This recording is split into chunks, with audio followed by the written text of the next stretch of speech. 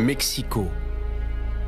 Jusqu'à ce jour, l'image de la Vierge de Guadalupe surprend le monde par ses énigmes. Apparue mystérieusement sur le manteau d'un Indien chichimeca, elle est appelée affectueusement la Morenita.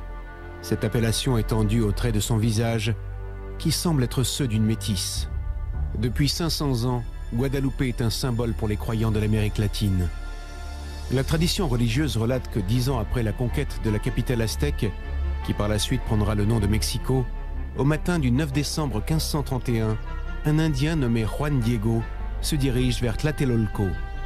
Alors qu'il passe par le mont Tepeyac, il est attiré par un chant harmonieux d'oiseaux qui lui parvient du sommet, là où le soleil se lève. Il se dirige vers le sommet et entend une voix qui l'appelle doucement. Et une jeune femme, toute auréolée de lumière et se tenant debout, s'adresse à lui, en s'exprimant dans la langue ancestrale des Aztèques, le nahuatl.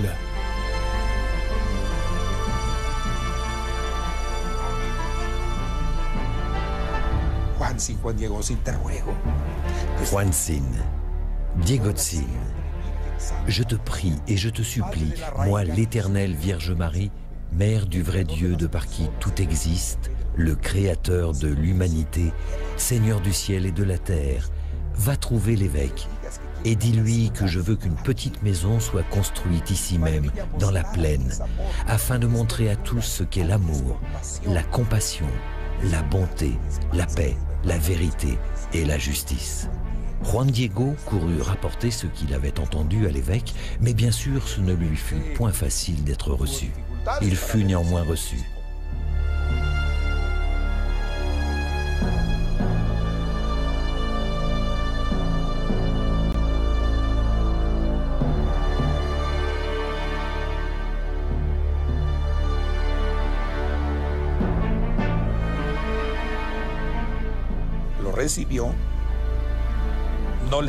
Mais l'évêque ne voulut point le croire et lui dit « Je t'écouterai quand tu seras calmé. »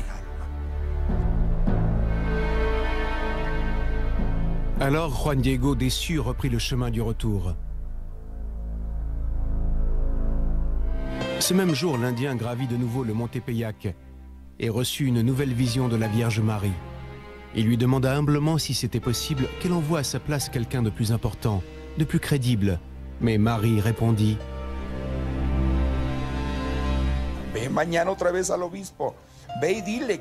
Retourne dès demain auprès de l'évêque et dis-lui que je désire qu'ici soit construite ma demeure sacrée, mon petit temple. Et le jour suivant, le dimanche, Juan Diego revint dans la soirée pour rencontrer l'évêque.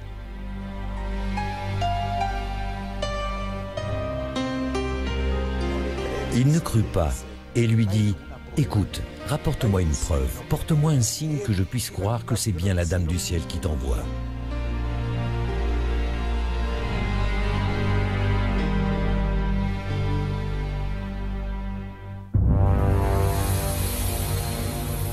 Juan de Zumárraga, premier évêque de la ville de Mexico, chargea quelques moines de suivre l'Indien.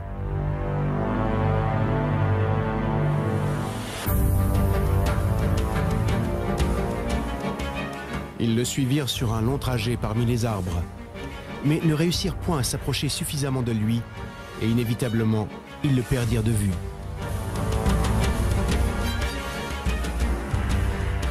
Parvenu au sommet du mont Tepeyac, Juan Diego eut une nouvelle apparition de la Vierge Marie. Après avoir entendu de la bouche du pauvre homme que l'évêque réclamait une preuve, Marie demanda à Juan Diego qu'il retournât le jour suivant et qu'elle lui donnerait un signe pour l'évêque Zumárraga. Mais le lendemain, Juan Diego ne se présenta pas au rendez-vous. Il était parti quérir un prêtre pour son oncle gravement malade.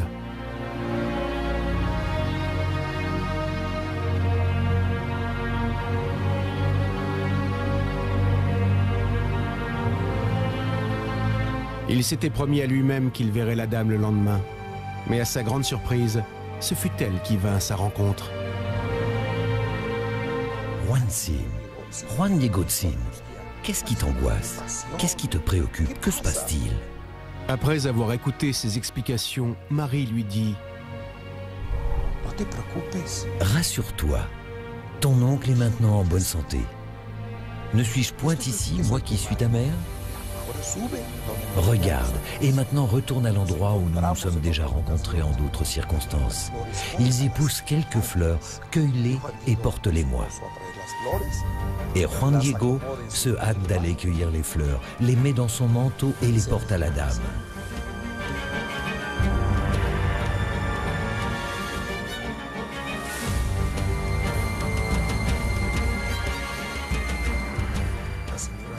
Elle les regarde, les touche et les arrange et lui dit « Présente-toi devant l'évêque et à lui seul tu vas présenter ces fleurs. Dis-lui quels sont le signe que lui envoie la Dame du Ciel. » Ce n'est que tard dans la matinée du 12 décembre que Juan Diego se rend de nouveau auprès de l'évêque afin de lui porter ces merveilleuses roses de Castille qu'on n'avait jamais vues pousser sur le mont Tepeyac, surtout en plein hiver. Arrivé à la maison de Zumarraga, l'Indien dut encore attendre avant d'être reçu.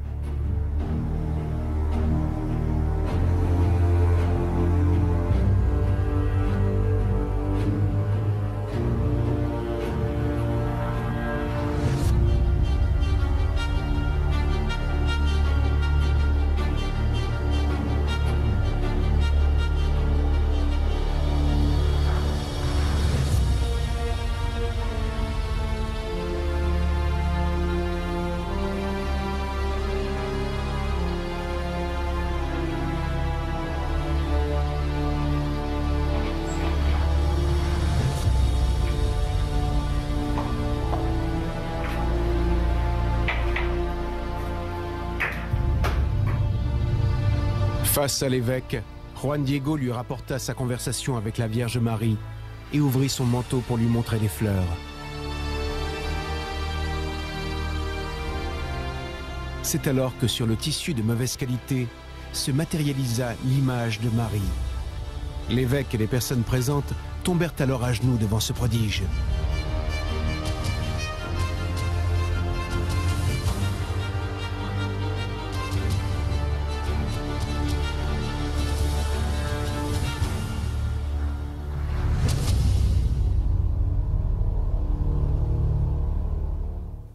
Juan Diego, sa tâche accomplie, s'en retourna auprès de son oncle qu'il avait quitté la veille. Ce dernier lui dit alors que la Vierge lui était apparue juste au-dessus de sa tête et s'était présentée sous le nom de Guadalupe. L'histoire de Juan Diego et de la Vierge de Guadalupe se répandit rapidement par voie orale.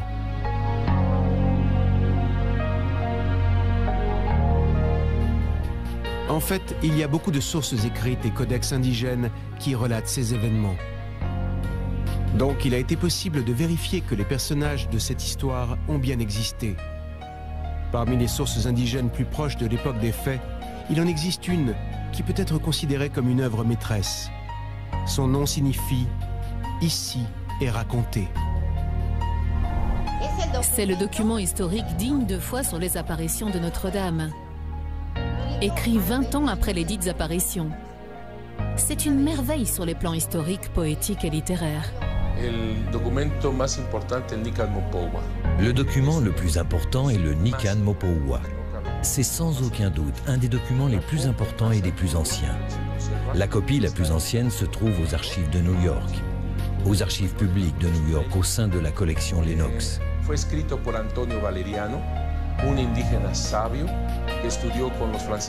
Antonio Valeriano, un indigène cultivé qui étudia avec les franciscains, il fut écrit en caractère latin mais avec des intonations nahuati.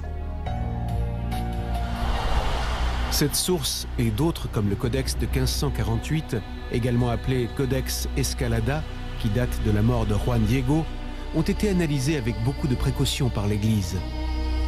En 1990, le pape Jean-Paul II prononça la béatification de l'Indien. San Juan Diego devint ainsi le premier Indien laïque à avoir été canonisé dans l'histoire du christianisme. Le manteau de Juan Diego, sur lequel apparut l'image de la Morenita, est constitué d'un tissu grossier également appelé ayate, en usage chez les Indiens les plus humbles. C'étaient des tissus très larges, utilisés pour se couvrir, pour parfois dormir à la belle étoile, et ils se couvraient avec ou encore pour porter des marchandises, et ils y mettaient ce qu'ils achetaient au marché, C'était un tissu à usage multiple et rude. Ce tissu était tissé sur un métier à tisser de plus ou moins 50-55 cm de largeur. Le manteau de San Juan Diego était constitué de 3 pièces. L'image de la Vierge se trouvait sur 2 de ces pièces et on peut voir l'union des 2 toiles et la couture qui recouvre verticalement l'image entière.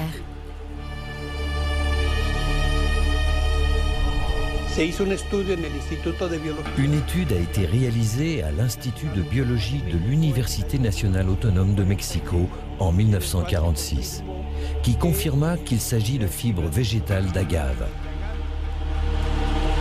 Et pour sûr, la fibre d'agave n'était pas une toile habituellement utilisée pour peindre dessus. Miguel Cabrera, un des peintres du XVIIIe siècle, dit que cela semble absurde qu'un peintre ait pu choisir quelque chose de ce genre pour 2 raisons. La première, s'agissant d'une toile grossière, et la seconde, parce que constituée de 2 pièces de toile. Quand on voulait unir plusieurs peintures, on assemblait diverses toiles de manière à dissimuler la couture. Cela paraît impensable qu'un peintre ait laissé la couture visible. Mais comment est-il possible qu'un tissu d'agave par nature très fragile puisse se conserver si longtemps? Il est nécessaire de le traiter continuellement pour combattre les parasites qui l'attaquent aisément. Cela revient à dire que, à la différence de la toile de lin qui peut durer plus longtemps, les fibres d'agave durent très peu dans le temps.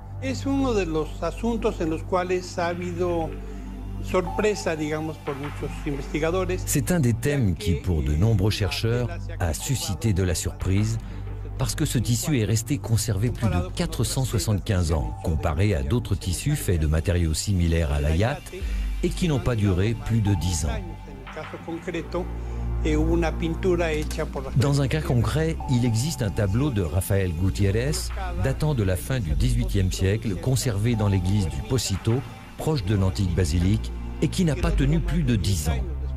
Au bout de 8 ans, toutes les couleurs utilisées avaient changé. Le tissu s'était beaucoup détérioré, les fibres s'étaient cassées, bien que protégées par du verre depuis le début. L'environnement dans lequel se retrouvait l'ayate favorisait la putréfaction et la corruption du tissu, du fait qu'il se trouvait dans un milieu très humide et rempli de salpêtre. Le salpêtre attaque les pierres et les désagrège.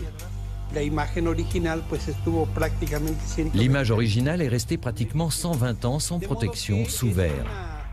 De fait, c'est vraiment surprenant que cette toile si fragile se soit conservée.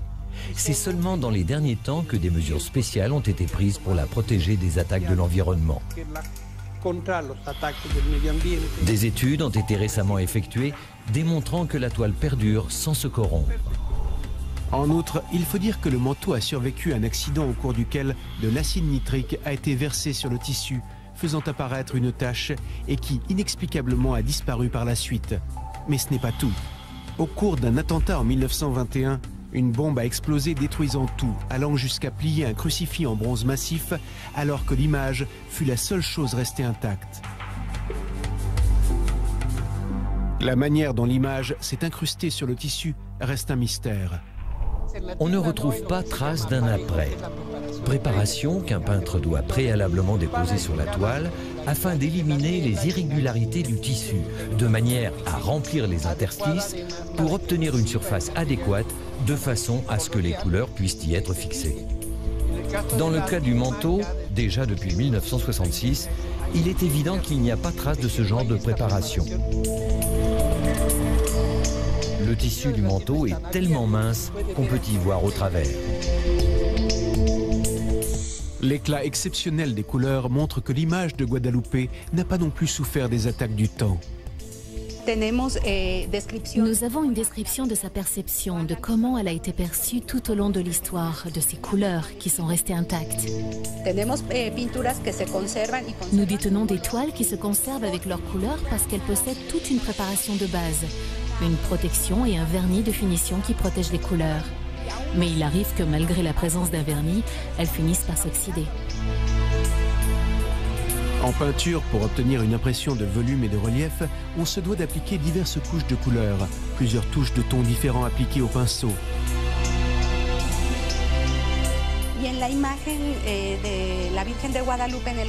C'est comme si l'image de la Vierge de Guadalupe avait été faite en une seule application d'une seule couche de peinture sur l'ayate. Un fait qui nous surprend beaucoup est que le tissu est très grossier, puisqu'on peut y voir les nœuds, les parties les plus épaisses qui donnent le volume. C'est un des nœuds de la toile qui donne du volume aux lèvres de la Madone. Ce sont les imperfections du tissu qui définissent son visage. Vous pouvez voir des images de la Vierge de Guadalupe dans le monde entier et des copies faites par des peintres, mais aucune n'égale le visage original.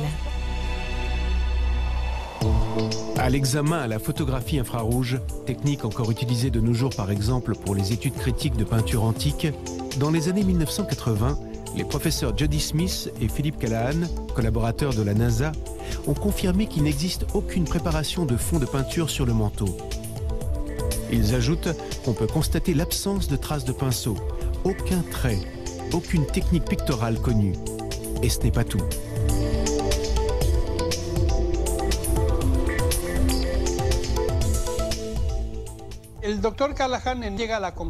Après analyse, le docteur Callahan en conclut en premier lieu qu'il ne peut déterminer la nature des pigments utilisés. Il est surpris par la conservation exceptionnelle des pigments après tant de temps, ainsi que le fait que le manteau ne présente aucune dégradation qui aurait pu être produite par les fumées, les lumières même des cierges ou des bougies. Les découvertes faites par le docteur Callahan confirment les résultats des analyses chimiques antérieures faites sur le manteau.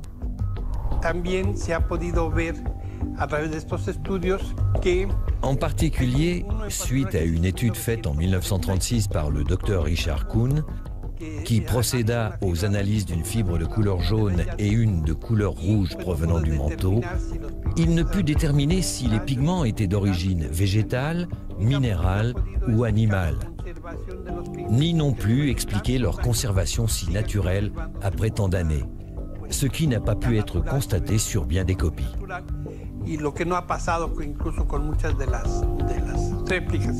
Le docteur Kuhn était un expert en la matière et reçut le prix Nobel de chimie pour ses connaissances des composants chimiques des acides, pigments, teintures et bases. Smith et Callahan affirmèrent par contre que certaines scènes de l'image aient pu être ajoutées par la suite, comme les rayons du soleil, les étoiles sur la cape et la lune sous les pieds de la Vierge. Mais alors, comment expliquer que toutes les copies, même celles réalisées peu après l'époque des faits, présentent les mêmes éléments que l'original? Une des copies les plus anciennes, antérieure à 1571, se trouve en Italie dans la province de Gênes.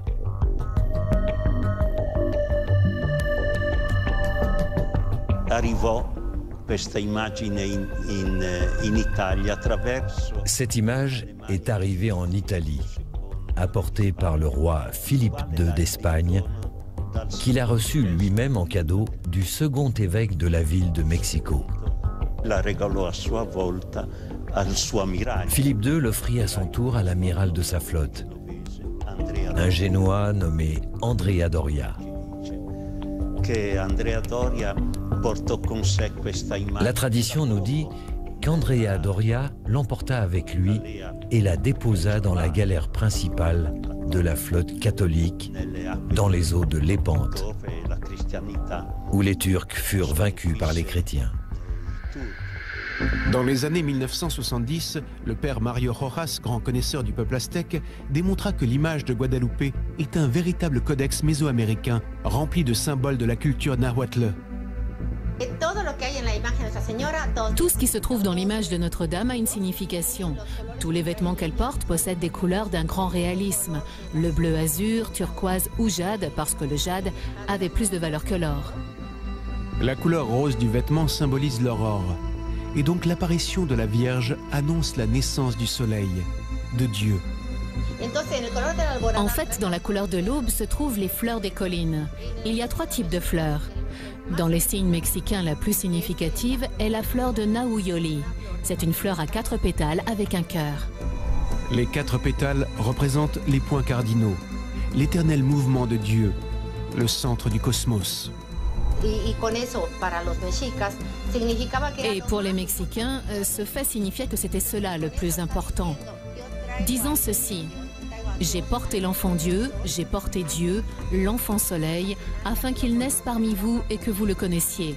Et eux comprirent cela grâce à la fleur de Nayoli. La forme aussi des fleurs sur le vêtement de la Vierge a une signification précise. Les fleurs des collines sont appelées ainsi parce que, de par leur forme, elles évoquent une colline. Sur les cartes, c'est ainsi qu'étaient représentés les monts, comme de petites collines pointues, parce qu'ainsi elles voulaient dire Tepeyacatl, la pointe d'une colline ou une colline pointue. Le père Chavez exalte davantage l'importante signification de ces fleurs, que les indigènes nomment fleurs et champs. Pour l'évêque, les fleurs sont le signe donné provenant d'une terre comme celle de Tepeyac, terre morte, aride, poussiéreuse et d'où n'émerge aucune vie, et pourtant il y a des fleurs. Et pour les indigènes, fleurs et champs signifient la vérité. Le signe est très puissant, beaucoup plus pour la mentalité indigène qu'espagnole.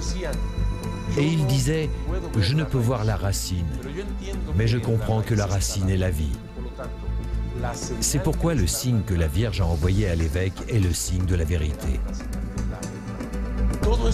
Tout ce que je viens de dire, les indigènes l'ont compris parce que cela fait partie de leur vie, partie de leur culture. Ils comprirent parfaitement sa noblesse. Et de plus, qu'elle était une impératrice.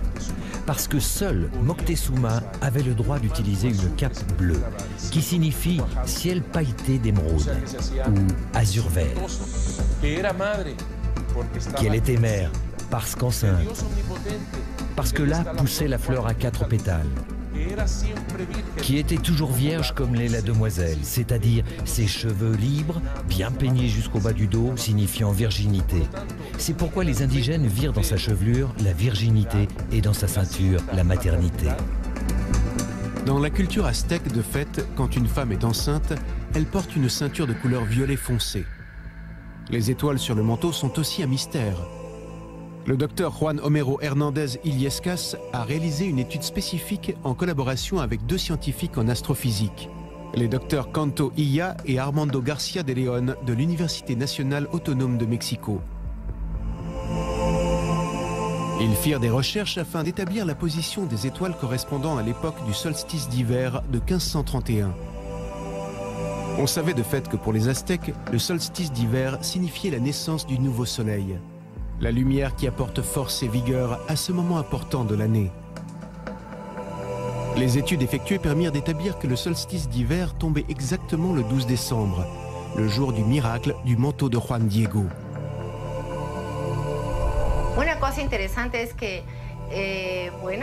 Un fait intéressant est que le solstice d'hiver devait se produire le 22, alors que le miracle eut lieu le 12. Mais les astronomes du Centre astronomique de Mexico précisèrent que le solstice a bien eu lieu le 12, parce que le décalage entre les calendriers julien et grégorien n'avait pas encore été pris en compte, ce qui se fit 50 ans plus tard. Comme le relate le Nican Mopowa, le miracle eut lieu en fin de matinée. Il faut rappeler qu'à cette heure, on ne pouvait voir les étoiles. Il fallait donc simplement repositionner les étoiles sur un planétarium. En observant les constellations visibles aux 10 moments depuis les territoires de la vallée de Mexico, le docteur Hernandez découvrit quelque chose de surprenant. Les étoiles sur le manteau de la Vierge représentaient exactement la voûte céleste au jour du miracle. Sur le côté gauche de la cape, on voit les constellations du Sud. 4 étoiles qui font partie de la constellation du Verseau. Au-dessous, on observe la constellation de la Balance et à la droite, une des étoiles du Scorpion. À hauteur du bras, on remarque 2 étoiles de la constellation du Loup et à l'extrême, celle de l'Hydre. Vers le bas, on observe le carré légèrement incliné de la constellation du Sagittaire et on observe parfaitement la Croix du Sud. Dans la partie inférieure, solitaire, resplendit Sirius. Du côté droit de la cape, on note la présence des constellations du Nord. Sur l'épaule de Marie, on peut voir un fragment de la constellation du Bouvier. En suivant et vers le bas, on voit parfaitement la constellation de la Grande Ourse et l'entourant à droite, la constellation de la Chevelure de Bérénice. Et en dessous, celle du Lièvre. À gauche, Tubane qui est l'étoile la plus brillante de la constellation du Dragon. En dessous, 2 autres étoiles faisant partie de la Grande Ourse. Et un peu plus bas, 3 étoiles de la constellation du Taureau. On rencontre d'autres difficultés parce que, comme vous le savez, le ciel est concave et positionné sur un plan, il prend un autre aspect. Au début, on a essayé de faire correspondre les étoiles comme on les voit depuis la Terre, mais cela n'a pas fonctionné. En réalité, c'est comme si c'était un miroir. Les étoiles sur le manteau de la Vierge reproduisent exactement la position des constellations au moment de l'apparition, mais vues de l'espace et non de la Terre. Si on y inclut la Lune présente sur l'image, elle correspond à la disposition astronomique du ciel le 12 décembre 1531. Au moment de l'apparition de Notre-Dame, au solstice d'hiver, la Lune se trouve en croissant ascendant, ce qu'affirme aussi Gutiérrez Thiebon, expliquant que Mexico signifie l'ombilic de la Lune. L'image de Notre-Dame est un codex. Un codex est un livre dans lequel on ne trouve pas de lettres, mais des dessins qui tous ont une signification. Si le vêtement est la carte de la Terre, les étoiles sur la cape bleue représentent la carte du ciel. Les cultures qui se développèrent en Mésoamérique entretenaient des relations étroites avec l'observation du ciel, l'observation des objets célestes. Et par conséquent, ils arrivaient à déterminer les cycles synodiques de Vénus, de Mars, de Jupiter et voir les mouvements de la voûte céleste. Le peuple était informé de toute cette activité astronomique et cela permettait par exemple de fixer les dates des fêtes religieuses ou d'autres activités civiles ou aussi pour les semailles et les récoltes. Et ils réussissaient à déterminer les cycles astronomiques des conjonctions planétaires et nous dirons établir un calendrier qu'on peut voir comme un calendrier lunaire et solaire. Il y avait donc une relation entre les cycles du Soleil, de la Lune et de Vénus.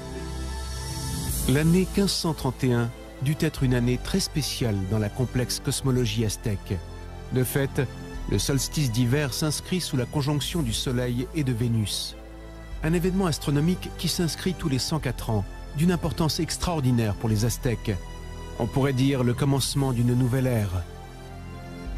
Les Aztèques avaient déjà prévu que ce serait justement cette année-là que commencerait une nouvelle ère. Le calendrier de pierre, le calendrier solaire, le calendrier des Aztèques débute une nouvelle ère dans la niche 13 Cana qui est l'année 1531. En 1521 se termine la conquête du Mexique. Ce fut un moment terrible, effroyable pour les indigènes. Une telle dépression, mais non seulement pour avoir été vaincus au cours de la guerre, mais en plus à cause de leurs croyances religieuses.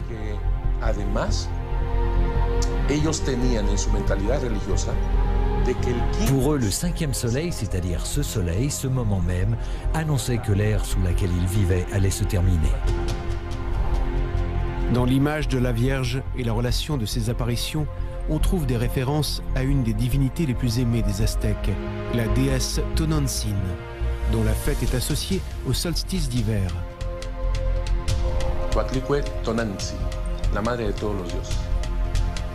Tonantzin, la mère de tous les dieux, était une déesse. Son temple se trouvait sur les falaises du Tepeyac. Il semble que les Indiens appelèrent dès le début Guadalupe du nom de cette déesse, reconnaissant en elle une seule et même divinité.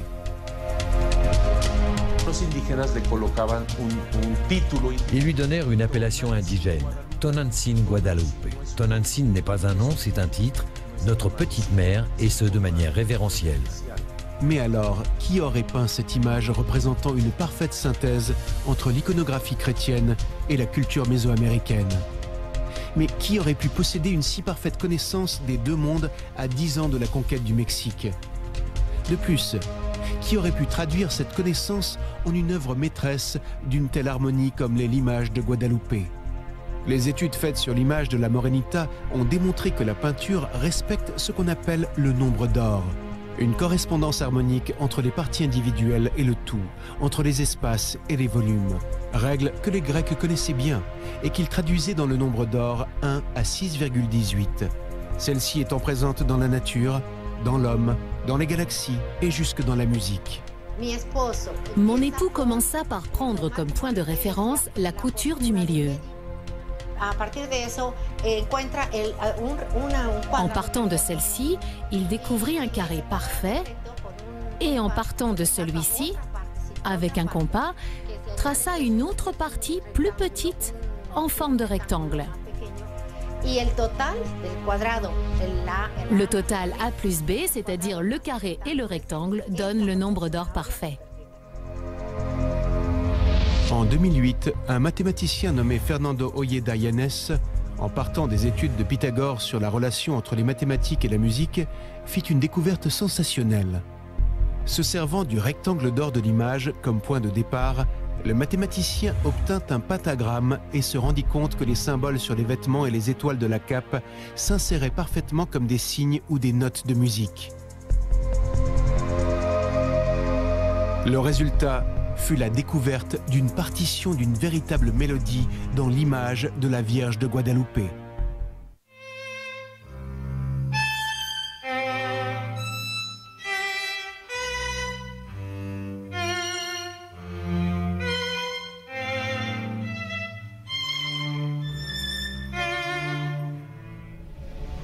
Mais les merveilles autour de la Vierge de Guadalupe ne se terminent pas ainsi. L'ingénieur péruvien José Aste Tonsman, reprenant quelques études effectuées dans les années 60, suivant lesquelles, dans les yeux de la Vierge, étaient représentées des formes humaines, fit une découverte exceptionnelle. Para hacer este estudio, lo que utilicé fue la tecnología que estábamos usando en el centro donde yo estaba. Pour procéder à cette étude, j'ai utilisé la technologie que nous utilisions au centre où je travaillais, connue sous le nom de processus digital d'imagerie. C'est la technologie qu'utilise même la NASA pour étudier les images envoyées de l'espace.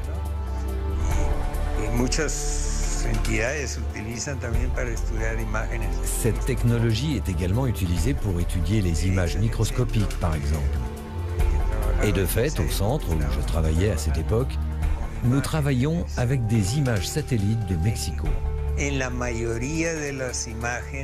La majorité des images utilisées étaient carrées ou pixelisées, appelées Picture Elements, et mesuraient 25 par 25 microns ou millièmes de millimètre, soit 1600 petits points pour 1 millimètre carré de surface.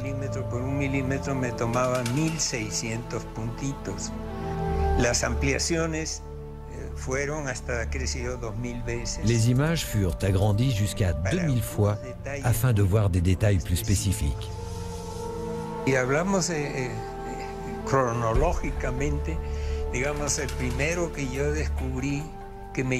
Pour parler chronologiquement, disons que ce que je découvris en premier et qui attira beaucoup mon attention, c'est un indigène assis avec les jambes croisées, comme le faisaient à cette époque les Mexicains.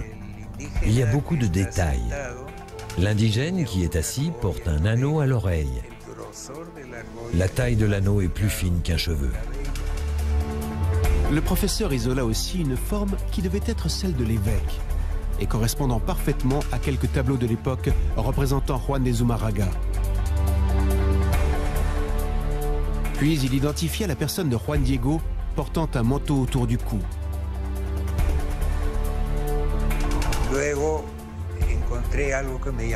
Puis j'ai découvert quelque chose qui a attiré mon attention. C'est une femme, mais de race noire. Par la suite, j'apprendrai qu'effectivement, elle faisait partie de l'histoire. Puis, à côté de la personne de l'évêque, je découvris celle d'un homme très jeune que je saurais par la suite être l'interprète.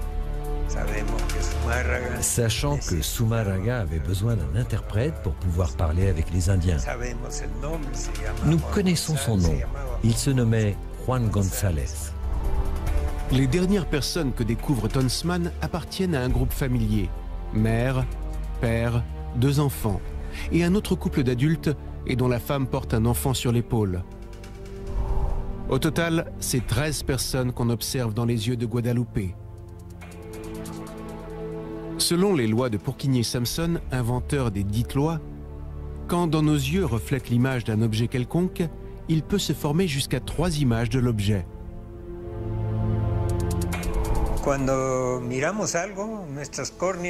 Quand nous regardons quelque chose, notre cornée agit comme 2 miroirs.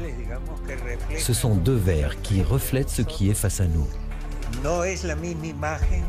Ce n'est pas la même image, les mêmes dimensions dans les 2 yeux, parce qu'ils sont séparés et de fait, c'est pour cela que nous voyons la 3e dimension.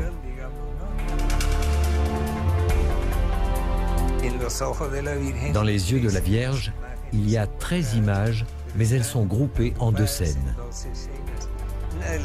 Une des questions que se posent parfois les gens est due au fait que si la Vierge était sur le manteau, comment pouvait-elle voir de même Juan Diego? Ceci est très intéressant, parce qu'en analysant dans le détail le manteau, on voit clairement qu'il n'y a pas l'image de la Vierge. C'est comme s'il y avait un délai juste avant l'impression. On peut donc émettre l'hypothèse que la Vierge se trouvait invisible face au groupe et le regardait. La Morenita est apparue à l'oncle de Juan Diego et l'a guéri. Elle lui a révélé son nom, Guadalupe.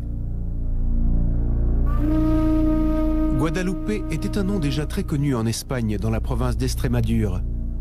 Il est lié à une autre apparition de la Vierge qui prend ses racines à l'époque où l'évangéliste Luc écrit son évangile.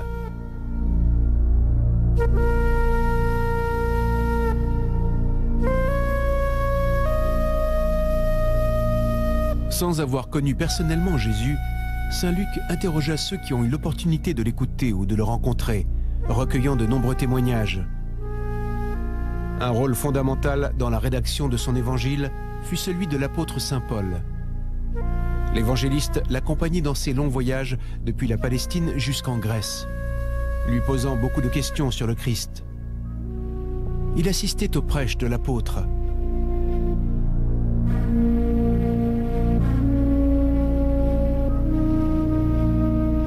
Mais surtout, l'évangile de saint Luc rapporte fidèlement l'histoire de la véritable héroïne de cette incroyable histoire, Marie. Au cours de ces longs colloques, elle lui confia maints détails de la vie de son fils aimé, sur son enfance, de ses premiers prêches.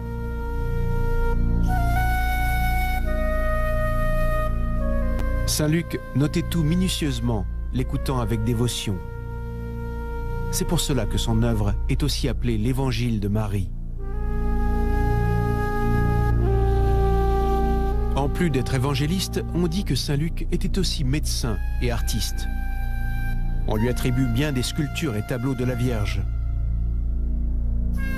C'est de l'une de ces sculptures que commence l'incroyable histoire en relation avec la Vierge de Guadalupe à Mexico. Il s'agit d'une statuette qui représente la Vierge à l'enfant et qui fut déposée à côté du corps de saint Luc à sa mort à Thèbes.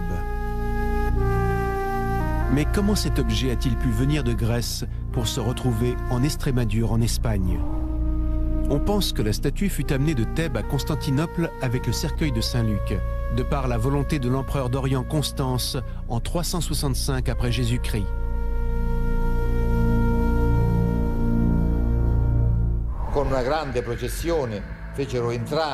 Ils firent entrer en grande procession le cercueil de Luc dans l'église, avec toute la cour impériale. Et, marchant devant l'évêque de Constantinople, Macédonius, qui tenait cette statuette dans ses mains levées, tandis que la procession progressait jusqu'à l'autel central. On suppose que par la suite, la statuette fut offerte par l'empereur d'Orient Maurice au futur pape Grégoire Magno. C'est à cette époque que ce dernier se trouvait à sa cour comme ambassadeur du pontife. Quand Grégoire retourna à Rome, il possédait 2 images de la Vierge, une sous forme de tableau et l'autre dans la statuette de bois qu'il rapporta dans sa cellule à Célio.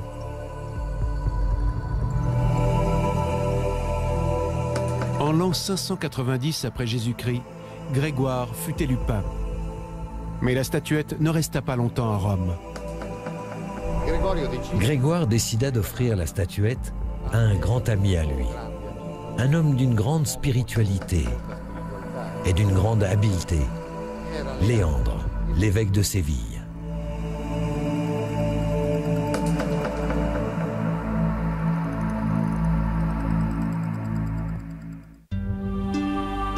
La statuette resta jusqu'au Moyen-Âge dans la cathédrale de Séville pendant quasiment un siècle, pour ensuite disparaître pendant l'invasion de l'Espagne par les Maures. La tradition dit qu'elle fut récupérée par quelques prêtres qui voulurent la mettre à l'abri. Ils la remisèrent dans un sac et s'enfuirent en Occident. Ils voyagèrent sur la vieille voie romaine, la route des Lusitaniens, qui traversait tout le Portugal du nord au sud. Ils s'arrêtèrent à Mérida durant un certain temps, puis continuèrent leur fuite et arrivèrent à Caceres, au cœur de l'Estrémadure. Ils franchirent un ruisseau en limite d'un bois et s'arrêtèrent.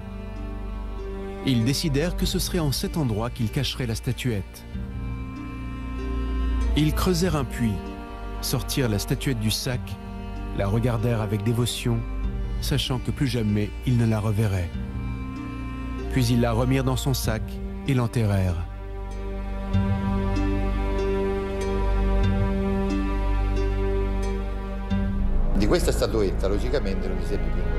De cette statuette, on ne sut plus rien, mais quelque chose ressurgit dans les légendes des villages de cette zone, des gens de la région. En fait, il se racontait des contes étranges que les grands-mères et grands-pères racontaient à leurs petits-enfants réunis autour du feu durant les hivers. Ils parlaient justement d'un trésor caché dans les bois. Durant 600 ans, la mémoire de la statuette de Saint-Luc se perdit, et ce, jusqu'à l'été de 1329.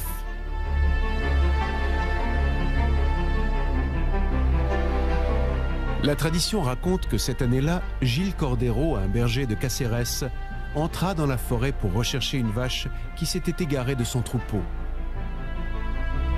Il alla ainsi pendant 3 jours parcourant les sentiers escarpés d'Estrémadure.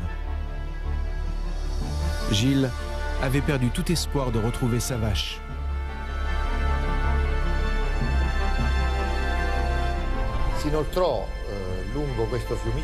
Il cheminait le long de ce ruisseau qui justement s'appelait Guadalupe, baptisé de ce nom par les Arabes. Dans une petite clairière, il aperçut enfin sa vache, gisant morte à terre. Il s'approcha de l'animal, ne serait-ce que pour en récupérer la peau et utiliser son cuir. Mais alors qu'il s'approchait, la vache se remit sur ses pieds, bien vivante et en parfaite santé. C'est à ce moment qu'apparut dans une lumière fulgurante la Sainte Vierge.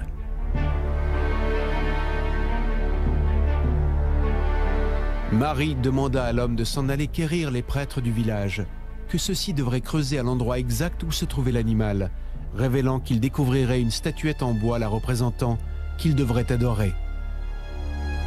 Gilles, bouleversé, courut jusqu'au village et le matin suivant, en arrivant à la maison, raconta à sa femme ce qui s'était passé. Sa femme, rassurée par le retour de son mari, lui annonça que son fils, qui était tombé gravement malade, venait de guérir à l'instant. Gilles s'en va alors avec quelques amis annoncer ce fait incroyable aux prêtres du village. Ils allèrent ensemble raconter au curé ce que la Vierge avait dit en insistant sur une phrase prononcée par la Vierge. Je veux qu'ici soit construite une petite maison où tous les pauvres qui viendront ici pourront prendre un repas quotidien.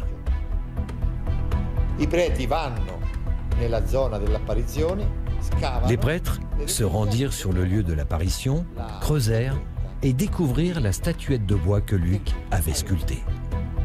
C'est dans ce lieu proche du ruisseau Guadalupe que fut édifié un premier ermitage, qui rapidement se convertit en un lieu de dévotion et de refuge pour les plus pauvres.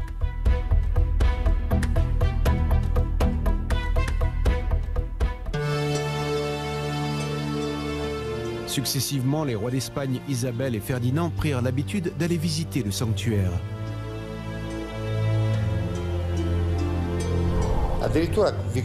Puis, Ils y firent construire une maison, leur résidence, et c'est dans cet endroit que bien des décrets et lois furent signés.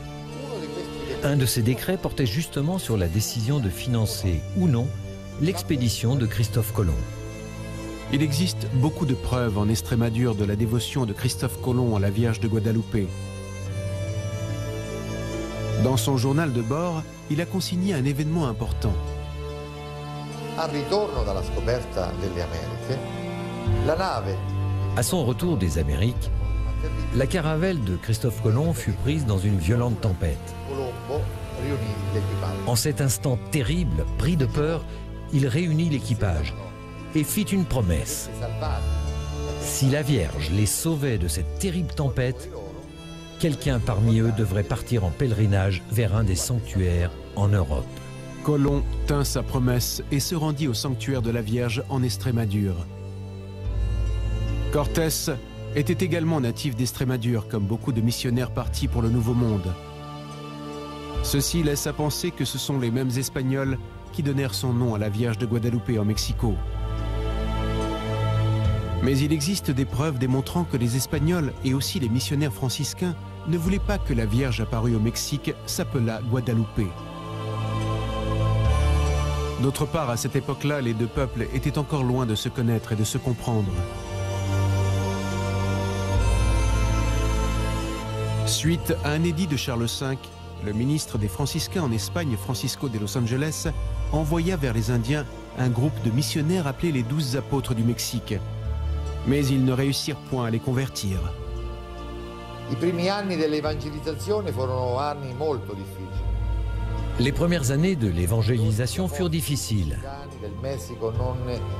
Les 12 apôtres mexicains ne parvenant pas à comprendre la signification allégorique de ces statues qui leur paraissaient monstrueuses, diaboliques. E gli stessi indios, soprattutto i sacerdoti, non riuscivano a capire perché quegli uomini. Également, les Indiens, surtout les prêtres, n'arrivaient pas à comprendre comment des hommes aussi saints, avec leur message de fraternité, pouvaient être aussi différents de leurs frères blancs espagnols qui les torturaient, les privant de liberté, les massacrant.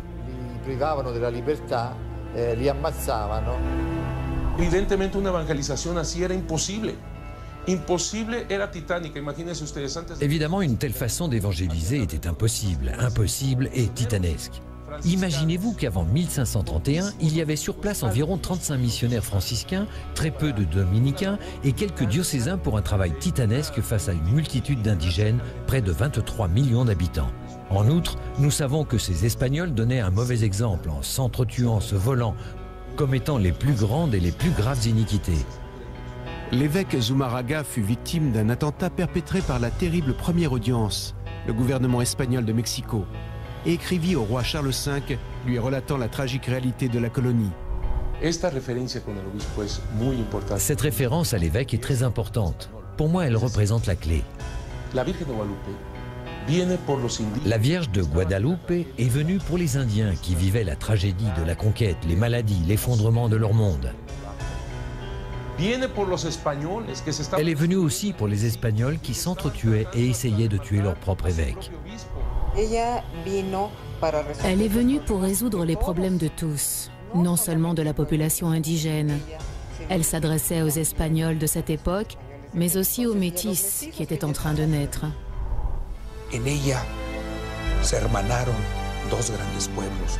Par elle, fraternisaient deux grands peuples humainement inconciliables, avec des vues distinctes, différentes, de cosmogonies différentes, possédant des conceptions différentes de Dieu, de l'homme, de la nature. Et pourtant, en Marie, nous nous unissons, nous nous intégrons. L'importance du message de la Vierge de Guadalupe incarné par son image fut énorme en Amérique latine. Guadalupe vint pour apporter dignité et protection à tous, personnifiant elle-même, grâce à ses traits métis, la naissance d'une nouvelle race, fruit de l'union et de l'intégration. C'est pourquoi Guadalupe s'est révélée comme étant le symbole du peuple mexicain qui naquit de cette rencontre initialement très violente. En elle, on perçoit une sorte de futurisme. parce que les premiers métis commencèrent à naître à partir de 1521 et la Madone est apparue en 1531.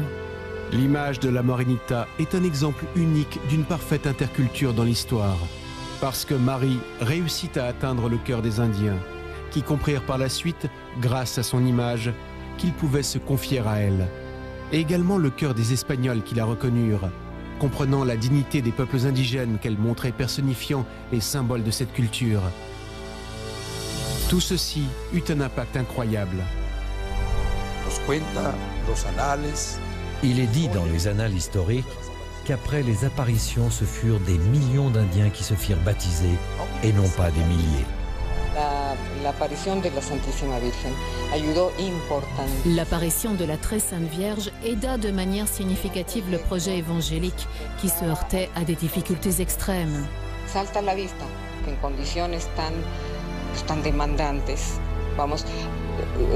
Il est évident que ce fut un facteur externe inexplicable qui favorisa cette importante conversion au centre du Mexique. Nous pensons que ce facteur externe fut bien sûr la Très Sainte Vierge. L'image de Guadalupe semble avoir ce qui est appelé le don des langues, ce qui veut dire qu'elle s'adresse à chacun dans sa propre langue, aux scientifiques, aux historiens, aux anthropologues. Avec le temps, on peut penser qu'au XVIe siècle, par ses apparitions, elle parle également aux indigènes grâce à son image. Car pour eux, c'est comme un codex. Pour eux, l'image est une manière de communiquer. Ils y voient et lisent en elle toute une série de messages, un message d'amour.